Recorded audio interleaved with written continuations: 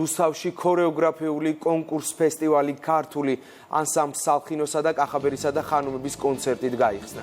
კონცერტის დასასრულს რუსთავის გონაშვილის სახელობის სკვერში ანსამბლ სალხინოს ვარსკვლავიც გაიხსნა. რუსთავის ქორეოგრაფიული ფესტივალი 10 დღის განმავლობაში გაგრძელდება.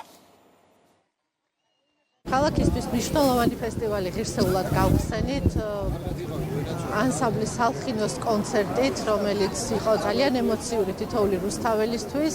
დღევანდელი დღე დასრულდა სწორედ მათი ვარსკვლავის გახსნით. დღეს რუსთავის ცენტრალურ პარკში ჩვენ საზეიმო გახსნაზე თავი მოიყარა 10,000-ზე მეტმა რუსთაველმა, იყო საზეიმო განწყობა და რაც თავარია იყო ყველაზე ქართული ემოციები იმ ქორეოგრაფიული ნამუშევრებიდან, რომელიც წარმოადგინა სალხინო. დღეს გახსნა იყო სოლო კონცერტი ჰქონდა.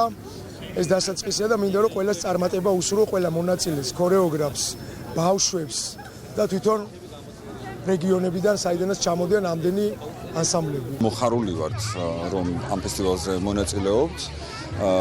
მონაწილეობა მივიღებთ და მივიღებთ კიდევ მონაწილეობას ბევრჯერ, იმიტომ რომ ყოველთვის გვიხარია ესეთი კარგი კეთილი საქმის მხარდაჭერა, რაც ხელოვნებას და ხელოვნების განვითარებას ეხება.